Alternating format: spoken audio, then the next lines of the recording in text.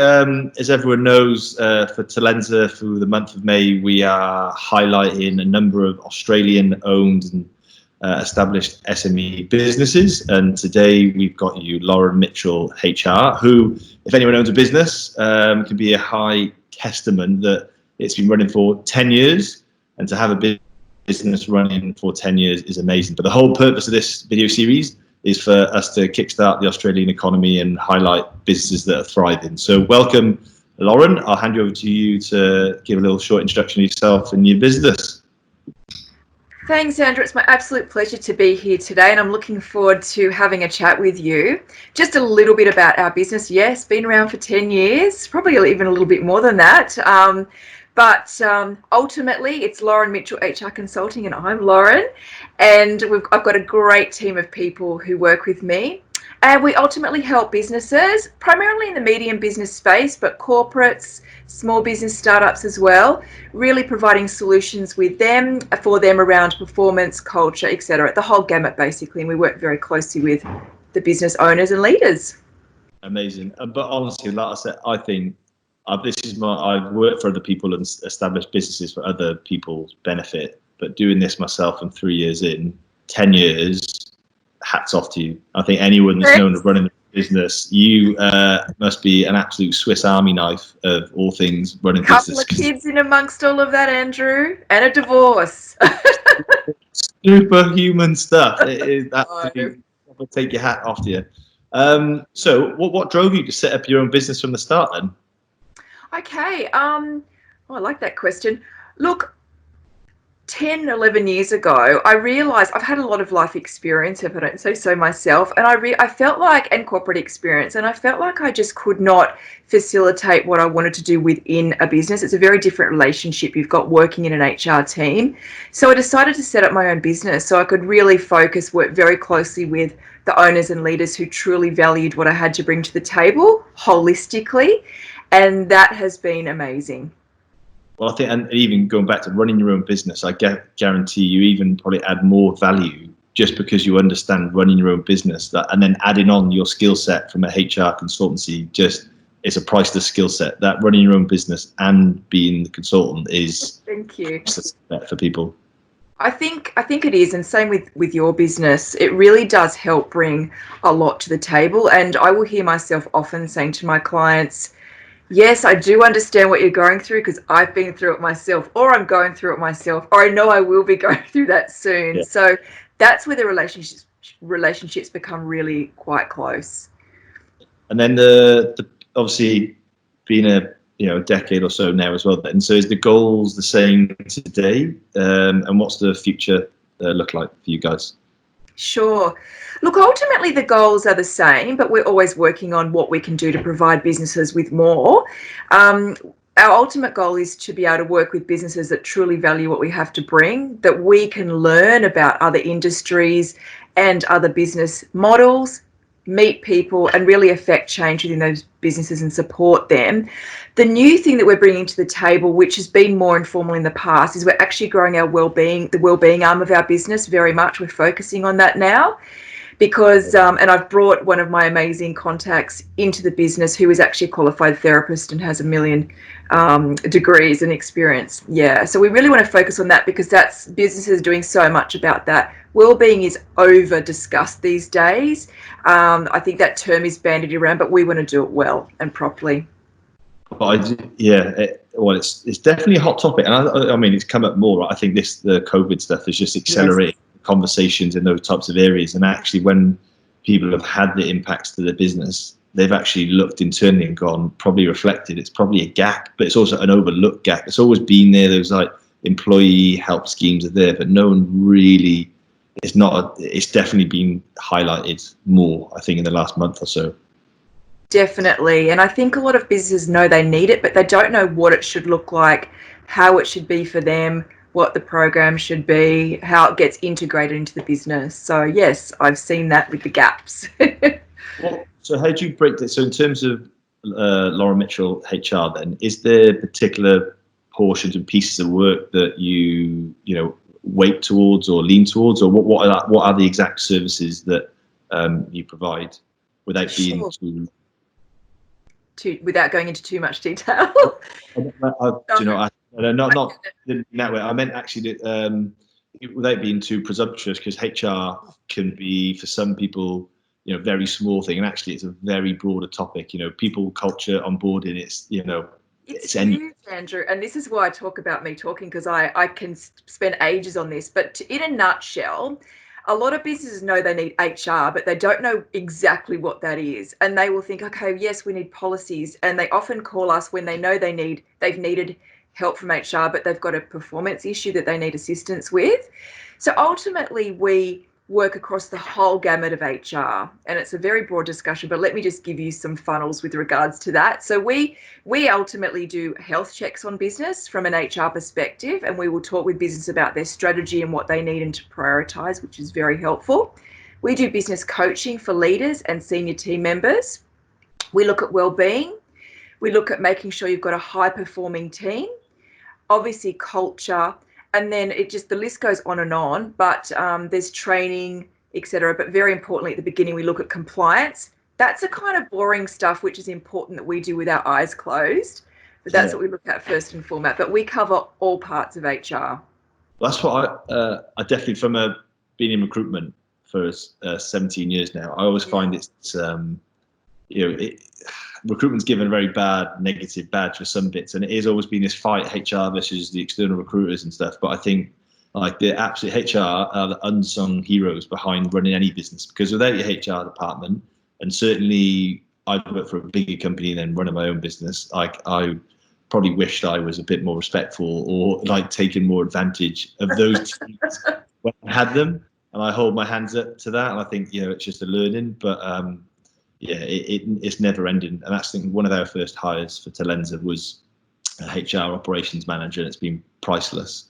So what impact have you seen then? So in terms of, everyone's had the game's been flipped on its head. So what have you seen, or how has it impacted your business, COVID, and how have you adapted to it? Yeah, sure. To be completely honest, while our business has been concerned about the world and our clients, it hasn't been impacted that much. We've been very busy. I suppose in a way we were made for this. We deal with crisis a lot, even though this is on a different level. And we've got an office, but we're also used to working remotely as a team with our clients, etc. So for us, with the way we've operated our business hasn't changed very significantly, which is very fortunate for us. I suppose what we've needed to do, though, is go much more into crisis mode and be very, very flexible. We already are for the clients, and to be available to them when they need it. Yeah, well, I'd be on the phone to my HR ops person at least 3 times a day, because it's like it's hard. Health check leadership is like the million things that are popping up in terms of the remote management. I mean, it's just things just a change, right? But then, so how have you seen that businesses have been missing gaps, or what are some of the opportunities that you're seeing that businesses are taking advantage of? Sure. So okay. What happened when this first occurred with COVID? A lot of businesses went into panic at different levels of panic, and so it's all been about crisis management until now. I suppose what we have been doing is and it's at all different levels with the clients as to how they've been engaging at this in different times, but really looking at obviously well-being of team members, the disconnectedness that some of them feel, and really working with them to make sure that there is structure around being connected to their team. Where anxiety and stress has been more prevalent, and performance issues have come up as well, and just trying to manage those remotely, which we're fine with because we do it anyway, but helping clients really hone in on that has been a big deal. Yeah. And then what do you think, what changes are going to stick then? So post-COVID, it's accelerated, and shown the opportunities that are there, because businesses have been forced to do things in a way that they've not necessarily wanted to or traditionally done it. But are you seeing things like remote management, performance management? What needs to be done differently, or what's going to be done differently, you think, because of this? Okay, great question. It's a really broad one, actually, and I could probably talk about it for an hour. In summary, though, look, businesses are going to change, and from a business operating perspective, clients are already talking about how they will work differently post-COVID as far as the remote work versus being on site. So there's discussions already around, do we even need an office? Do we rotate staff so that every couple of weeks some can work from home? Because really businesses have adapted physically very well, from our experience, to really having all their teams working from home. And I think that they're not going to want to go back to the office space the way it was before, a lot of them. And if they do, it will be a shock, because people are getting used to working this way. So there's all different conversations around that. Obviously, with regards to the people and culture component, that is going to be an ongoing conversation. I think that businesses are going to need to probably recruit differently for managers if they're going to be remote working more, for instance, ones that can really work via technology, connect with their team in a different way, etc. So there's lots and lots of discussions still to be had. I think it's quite exciting in lots of ways. I think there's opportunity to really run businesses in a more flexible environment, which I've been an advocate of for years. So fingers crossed we can get some traction. So what within that then? Let's take that piece. Like, Yes. where would you start then? If you had your blue sky and a business said, Loren, honestly, do your worst. Where would you start with it? What would you do? With regards to the business operations part of it, operating model, the flexibility, the hiring different people. What would your suggestions be to people? well, look, that's going to be dependent on the business. So whilst there's obviously synergies with every business or most businesses, it's going to be really, I think, having conversations with them. This may not answer your question exactly, but really making them really prioritize the importance of having these discussions and what will the strategy be for their business moving forward for their business. I think people are being saturated in information as to what to do, and they're kind of all over the place with how to operate now, how to operate in the future. So really honing in on what's going to be right for them. I think first and foremost, they need to look at the operational side of it, as far as where are they going to work and how they can save money around that as well. And then we can get into all the other stuff later on in the next couple of months. And actually, so my wife works at a big bank that's red. And their transformation team, it's just proven that, I mean, you know yourself having children, like, wife's been banging on it for months saying, I could work from home 100%. I actually don't need to be in the office. I could dial in from, and she wants to go in the office, but she wants to have that. I think this goes for many people, whether male or female, but if you feel you can do your job anyway and you're an accountable person, you probably can. And this is sure, they've literally spinning up more projects and running their entire transformation that was already in flight with more on top of it now, all virtually. So it's just a testament that every stand-up, every meeting can be done. You've got the technology. And I think they even had things like Teams, but weren't using it. And they've been forced to use it. They're like, oh, wow, the power of Teams, Microsoft is pretty good, isn't it? And you're like, well, you've had it all along. You just haven't used it. I know. I think that's really exciting, and I think it's really around businesses having structure around that, so that they can feel more confident, and also making sure they've got the trust in their team. And if people are taking advantage of it, deal with that. Don't deal with the whole business and make it a blanket, no, we're not going to do it. There's so much opportunity here. I was fortunate enough, probably 20 years ago, to work in quite a leading corporate who was a real leader in flexibility, and I learned so much there. So I've been a huge advocate for a long, long time, and I'm excited about the future. It's great to hear your wife's having a good experience. Yeah, well, I think she might get away. It's one that she's been like dripping it in slowly, and now it's like, see, I told you so. You can trust me. Yeah, and you can actually really focus. We've been, before COVID happened, with our in-house therapists, we've been a huge advocate for when you're actually working remotely, there's a lot of benefits to working via a screen, because there's a lot more focus than you realize than sitting in a meeting room or in a cafe or in a business. There's very little distraction, unless there's kids and animals, but that's fine, you can deal with that. But there's a lot of benefits to it. So really looking forward to getting that word out more. And do you think the HR community, what's going to change within your own community or as a HR practice across the industry? Is there changes needed or impacts to that and how they operate for a business? Yeah, I think first and foremost, businesses need to really look at, if they didn't before, really look at the value that HR brings. It's not just an add-on, it's an essential part of a business. It can bring so much to the fore if you've got the right team. HR is going to need to be more adaptable than ever, and really having the right HR people in place who can work with technology, can work with businesses remotely, with dealing with performance issues, which we're already doing, and knowing the nuances of dealing with people, even on the phone, having to deal with performance and not even being able to see them face to face. I actually had to do that yesterday, and it went swimmingly. Because the client really truly valued my input, let me run the whole thing. And then these two people that we had to have conversations with were almost hugging us through the phone at the end because they felt so supported. So having the right HR team on board are going to be essential, the right skill set to work remotely and be adaptable. And I guess they're going to really need to look at that behavioural checklist, right? If you're going to have people work remotely, like what is the behaviours you're looking for within remote work? It needs to just be refreshed.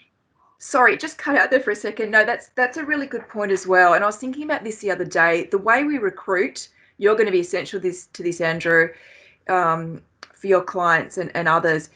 It's going to have to change. We're going to have to really hone in on those skill sets needed for this new working environment, however that's going to look. And you're going to have to partner with people out there, such as yourselves, to really get the right people.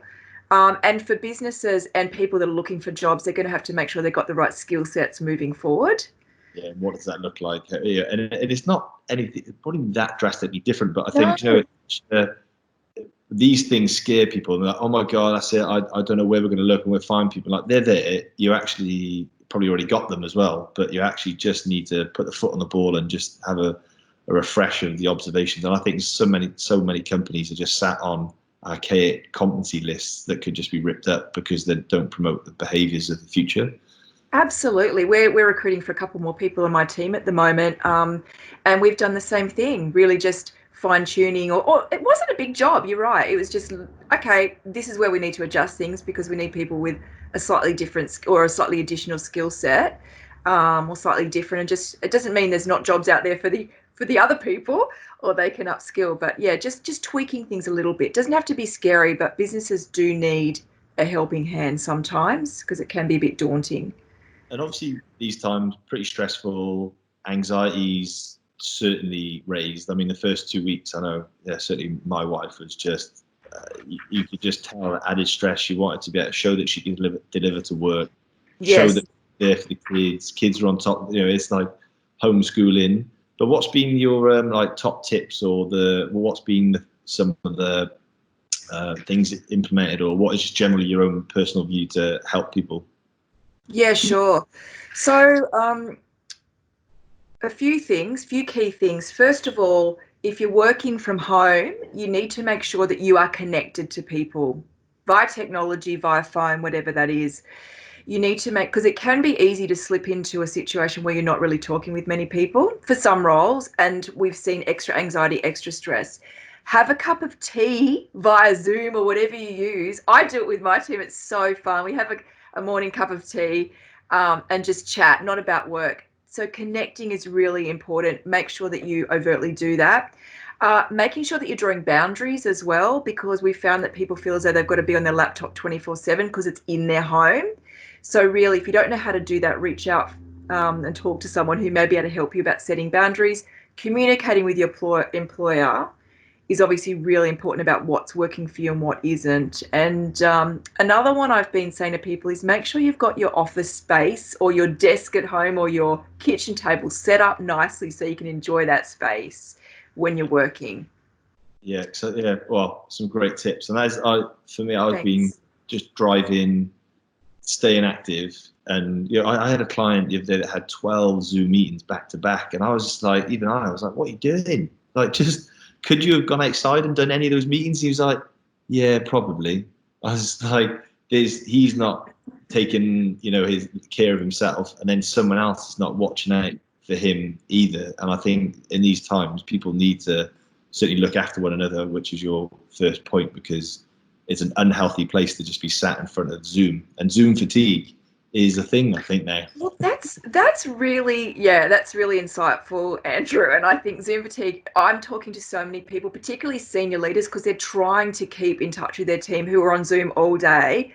They're finding that they're working longer hours because they're having to then do their work. And I'm saying to them, look, tell your team that if you've got an 11 o'clock meeting, you might be 3 minutes late. So you can go to the loo, walk outside and have a quick look, get a cup of tea, and make sure that you are getting outside to have a walk, do your exercise. So important. Don't open your computer or look at your phone at 6 o'clock in the morning when you wake up. Go and have a walk or do your exercise. Yeah, well, my own business partner, he was on the laptop at 6:30 the other day because he said he just woke up and then logged on. I was like, what are you doing? Like, you like to run, get your ass out and go for a jog, and then you weren't needed to do it, you know? Yeah. I love it. People are just sucked into it. But I won't take up any more. It's going to have to resettle now. Sorry, just cut out. It's going to have to resettle now. We've got to find a new what balance looks like in the new world. But I really appreciate your time, and I hope people take insights, and certainly people who watch this, definitely I'll put the link for Loren Mitchell HR in the thread, but everybody needs to get behind Australian businesses. Yes. The only way out of this is to drive the economy, which is to invest in Australian businesses. So thanks, Loren. Appreciate all your. Thank you so much, Andrew. It's an absolute pleasure. Sorry if I spoke over you again. There's a bit of a funny line, the technology issues. It's fine. It's fine. My kids are on the bloody iPads probably as well, so it's probably affecting people, but we're all right. It's been my pleasure, though, and thanks for all the great work you're doing, getting the word out there. We have to support each other, definitely. It's essential. Yeah. Well, you have a good weekend, and we'll speak soon. You too. Take care. Bye.